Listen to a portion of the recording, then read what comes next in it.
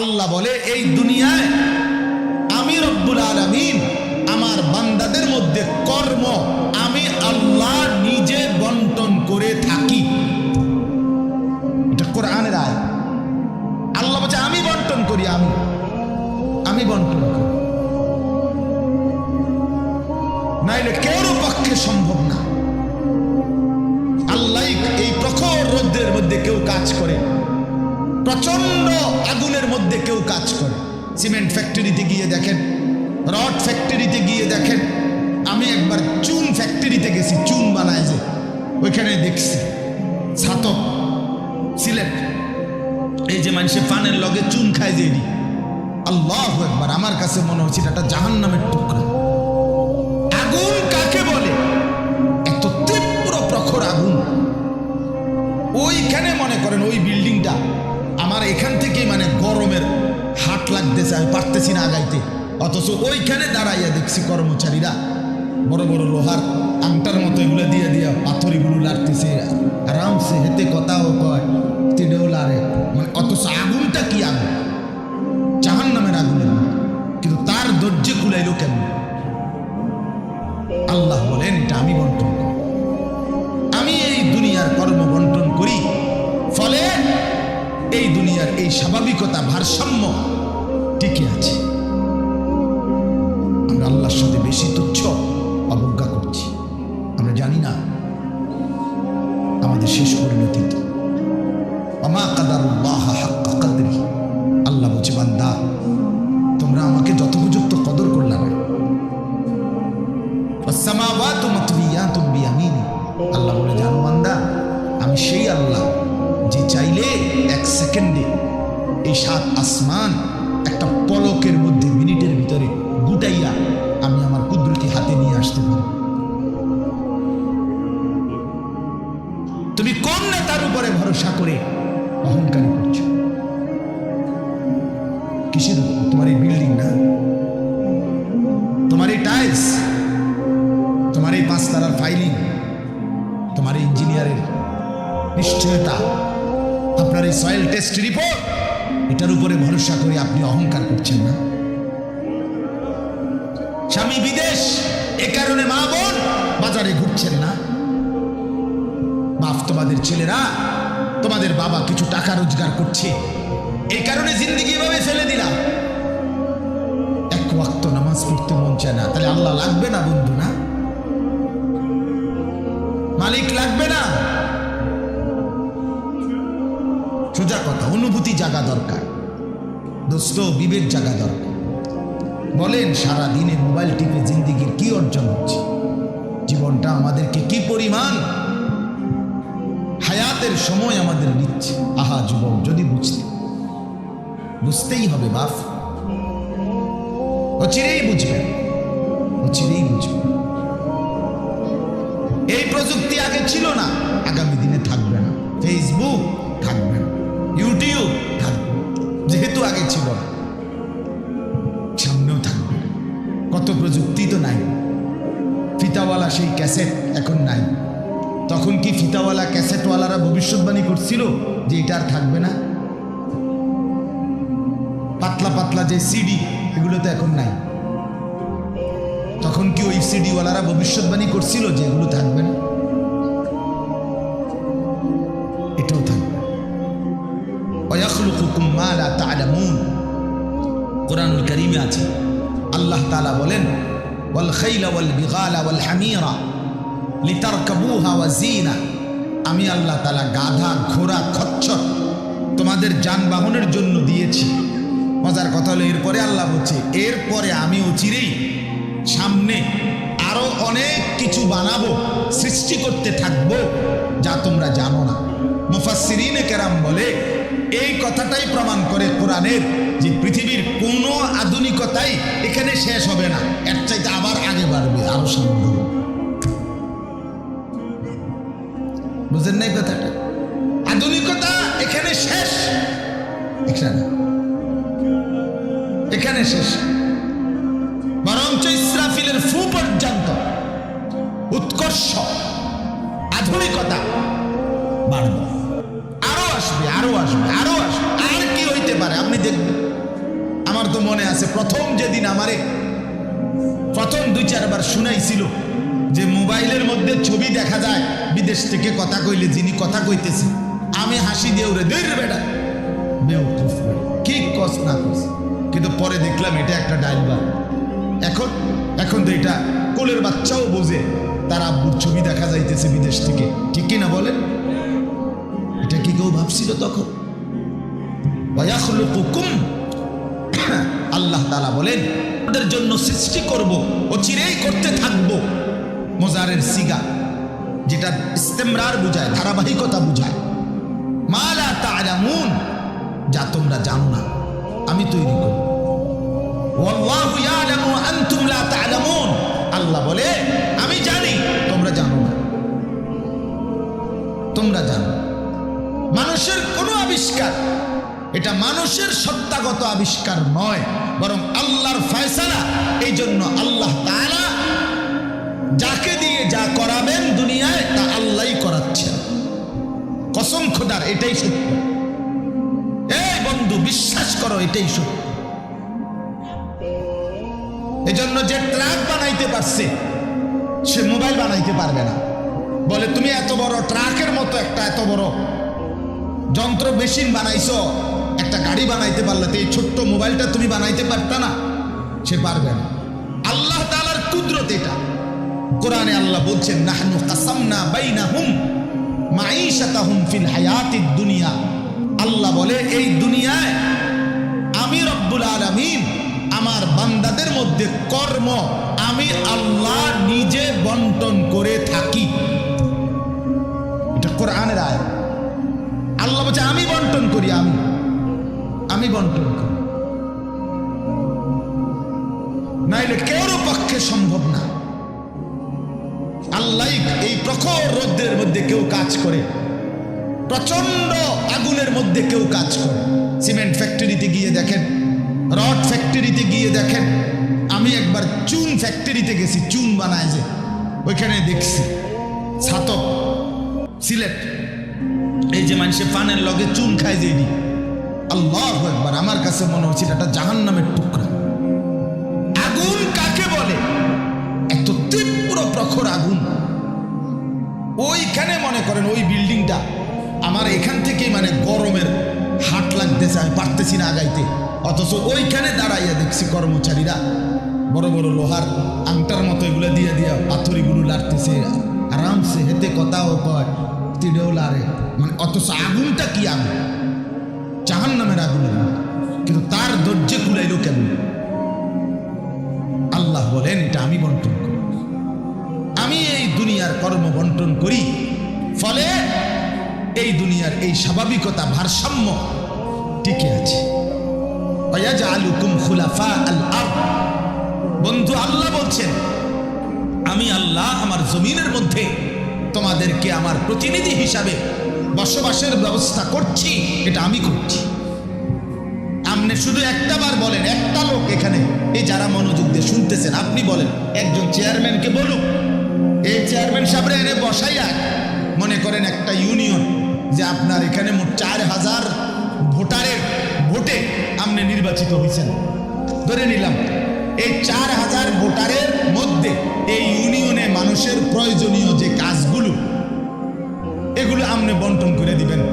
আপনি যেহেতু জনপ্রতিনিধি, আপনি ভাগ করে দিবেন। রিক্সা চালাইব কয়জন, অটো চালাবে কয়জন, জুতা সেলাই করবো কয়জন, চুল কাটবে কয়জন, তরি তরকারি করবে কয়জন, টয়লেট বাথরুম সাফ করবে কেডা কেডা, এটি আপনি লিখে দিবেন। চেয়ারম্যানের বাপ না, চেয়ারম্যানের 14 গোষ্ঠী পারবে এটা মিলাইতে? কথা বলেন না, পারবে এগুলো বন্টন করে দিতে? যারে প্রথম বলবো যে তুমি রিক্সাটা চালাইবা, তে কব কি আমি কি ভোট অর্ধেক নিয়ে দিছি, আপনি প্রথম রিক্সাটাই আমারে দিলেন, আপনি কি কমপক্ষে প্রাইভেট কার্ডটাও দেখলেন না? বলবে কি না বলেন না? সম্ভব? এটা সম্ভব। সুবহানাল্লাহ। নাহনু কাসামনা বাইনাহুম মাঈশাতাহুম ফিল হায়াতিদ দুনিয়া।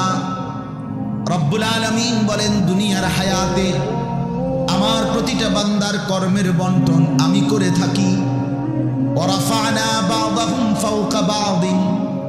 এরপরে আজীব কথা আল্লাহ বলেন আমি রব্বুল আলামিন আমার বান্দাদের মধ্যে এই দুনিয়ায় একদল আরেক দল, একজন আরেকজনের উপরে মর্যাদাবান করে থাকি। ফলে লিয়াত্তাখিযা বা'দুহুম বা'দান সুখরিয়া, ফলে আমার বান্দারা একে অপর থেকে নিজেদের প্রয়োজনীয় কাজগুলো আদায় করতে পারে। সুবহানাল্লাহ। আল্লাহ বলেন আমি মাথায় ঢুকাইছি, তুই রিক্সা চালা, এই প্যাসেঞ্জার তোর সিটের উপরে বসে, সে বসে থাকবে, তুই চালাবি। আল্লাহ বলেন এটা এই যে একজন দুইজনই মানুষ, এটাও মানুষ ওটাও মানুষ। এই লোকটা প্রতিটা প্যাডেল মানে রিক্সা ঘুরাচ্ছে, তার ঘাম বাইয়া পড়তেছে, আত্মে বেটা জমিদারের মতো। সে এয়াডার মধ্যে ফোমের এয়াডার মধ্যে সিটটার মধ্যে বইয়া মোবাইলে কথা কয়, ঠ্যাং দুটা আলগি দিয়া, কিরে বেটা কি তারে। তা সে যদি বলতো বেটা প্রয়োজনে ভিক্ষা করে খামু বেটা, তো তোরে এভাবে টাইনতে হবে, নাম বেটা দুজন একটা যাবো বেটা। কথার কথা কে তারে বুঝাবে তবে? কিন্তু আল্লাহ তাআলা বলেন আমি আমার এই বান্দাদের মধ্যে বুঝাইছি, একজন ড্রাইভার, একজন প্যাসেঞ্জার, একজন বিক্রেতা, একজন ক্রেতা, একজন সারাটা দিন মেহনত। আহা বন্ধু, আমি তো অনেকবার, আমি ঢাকা যখন পড়ালেখা করছি কত সময় তাকায় দেখছি এই যে গার্মেন্টস মিল ফ্যাক্টরির শ্রমিকরা, ছেলে মেয়েগুলো কি পরিমাণ মানবেতর জিন্দেগি।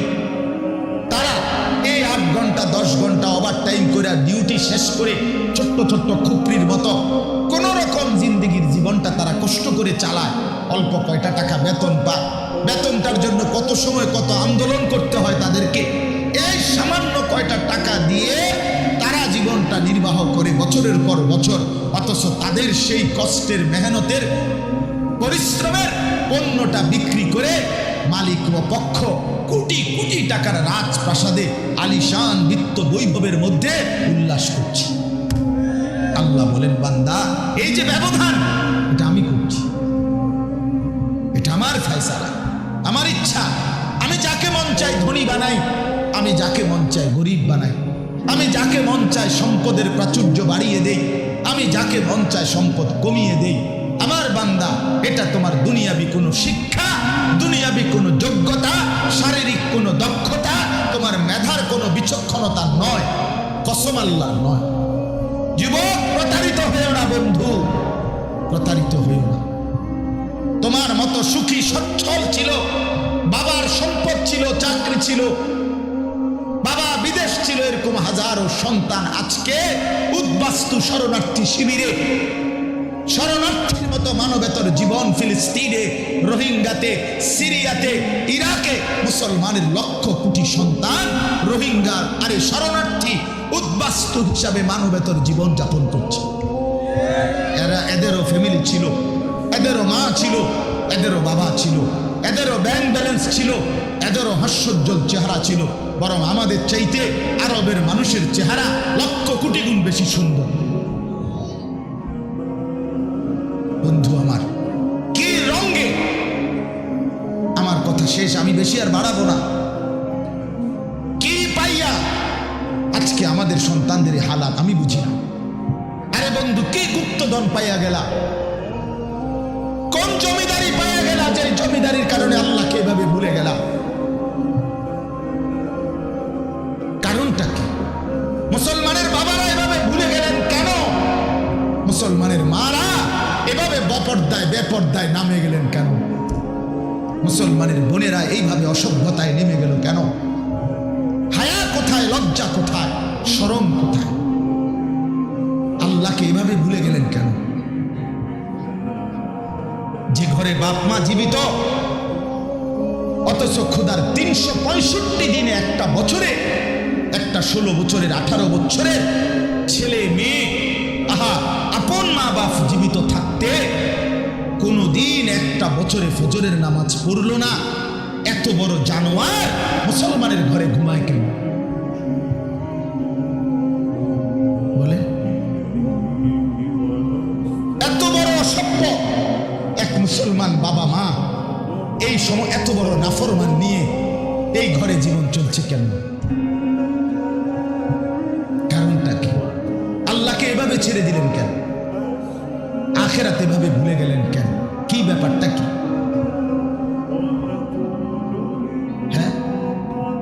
এই পৃথিবীর চারদিকে চতুর্দিকে যদি মুসলমান মজলুম হয়, নির্যাতিত হয়, তা আমরা কি মাটির মধ্যে না, নাকি আমরা চাঁদের দেশে? আমরা মাটিতে থাকি না উপরে থাকি? তো এই জন্য যুবক ভাই, নষ্ট হইও না বাপ, নষ্ট হইও না। এই বন্ধুর কথা মনে রাখো, আমরা মূর্খ না। আলহামদুলিল্লাহ, পড়ালেখা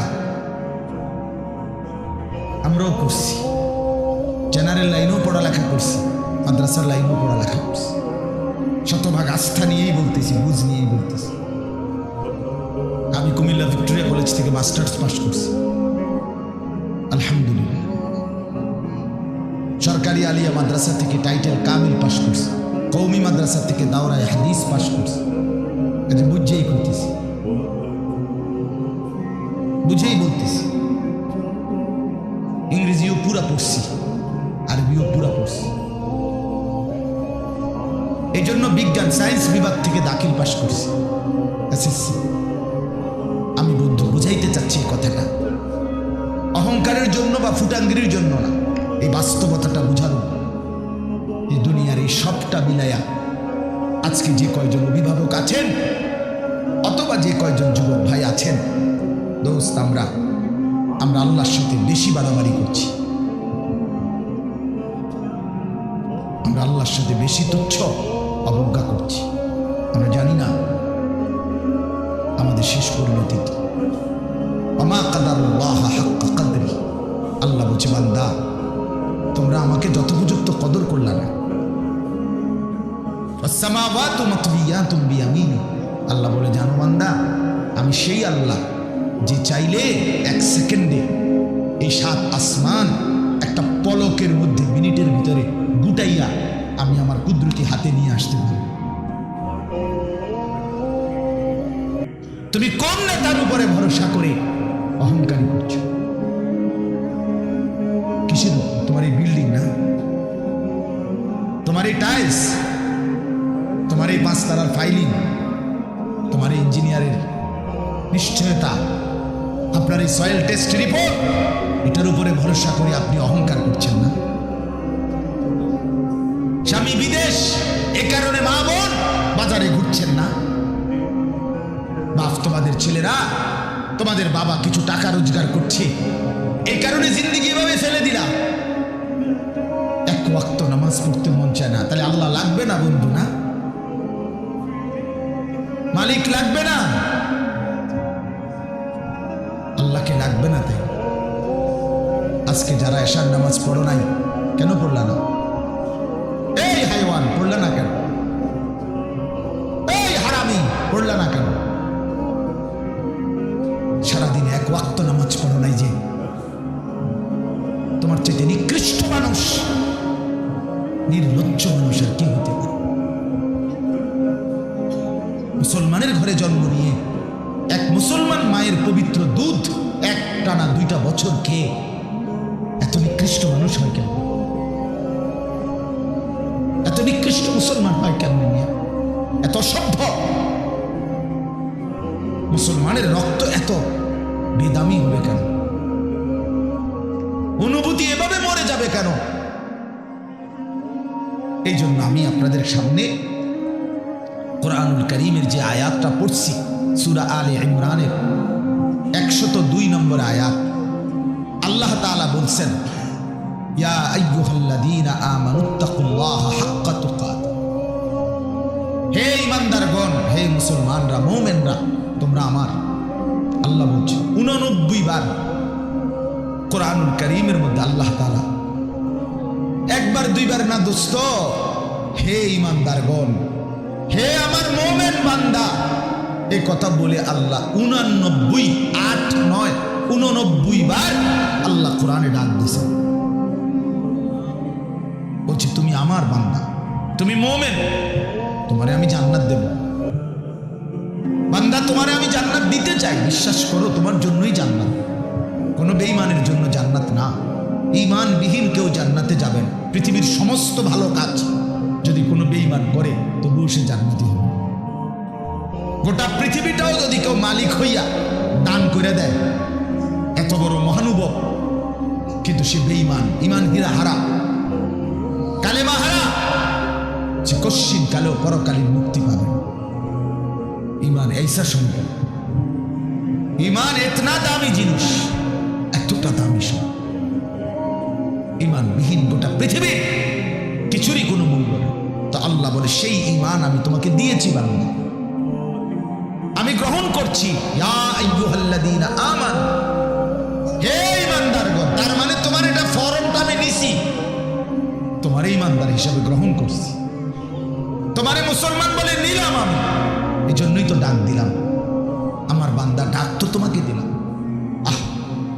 হযরত হাসান বসরি রাহমাতুল্লাহি আলাইহি বিশ্ববিখ্যাত তাবেঈ ছিলেন, আলেম ছিলেন, শ্রেষ্ঠ বুজুর্গ ছিলেন হাসান বসরি রাহমাতুল্লাহ। আমরা তাফসিরে পড়ছি, উনি বলতেন যখনই কোরআনের এই আয়াত ইয়া আইয়ুহাল্লাযীনা আমানু এটা শুনবে, প্রত্যেকটা মুমিনের উচিত সে কান খাড়া করে সাথে সাথে নড়ে চড়ে বসা, আর হৃদয়ের মধ্যে কথা আনা, আমার মুনিব আমাকে ডাকছেন, এখন হয়তো আমাকে কিছু করতে বলবেন অথবা কিছু নিষেধ ছাড়তে বলবেন, আর আমার উচিত মুনিবের ডাকেই সাড়া দেওয়া।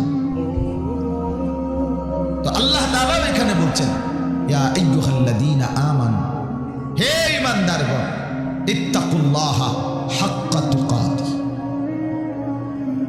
তুমি পূর্ণ হক আদায় করে সামর্থ্যের সবটা দিয়ে, নিজ যোগ্যতার সবটুকু দিয়ে, নিজ সামর্থ্যের সবটা দিয়ে হক আদায় করে তুমি আল্লাহকে ভয় করো, তাকওয়া অর্জন করো। আখিরাত খামখেয়ালি করো না, আল্লাহর হুকুম মানাটাকে খামখেয়ালি করো না, নয়সয় মনে করো না, জোরাতালি মনে করো না। হাক্কা তুকাতিহ, একেবারে হক আদায় করে আল্লাহকে ভয় করো।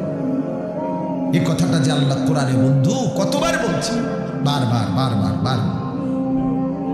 ইয়া আইয়ুহাল্লাযীনা আমানুত্তাকুল্লাহা ওয়া কুলু কাওলান সাদীদা, এই যে আল্লাহ বলছে ইয়া আইয়ুহাল্লাযীনা আমানুত্তাকুল্লাহা ওয়া কুনু মা'আস সাদিকিন, এই যে আল্লাহ বলছে ইয়া আইয়ুহাল্লাযীনা আমানুত্তাকুল্লাহা ওয়াল তানজুর নাফসুম মা কদ্দামাত লিগাদ ওয়াত্তাকুল্লাহ, এই যে আল্লাহ বলছে ইয়া আইয়ুহান নাসুত্তাকু রাব্বাকুম আল্লাযী খালাকাকুম মিন নাফসিন ওয়াহিদা, এই যে আল্লাহ বলছে ইয়া আইয়ুহান নাসুত্তাকু রাব্বাকুম ইন্না জালজালাতাস সাআতি শাইউন আযীম, এই যে আল্লাহ বলছেন বারবার বারবার বারবার।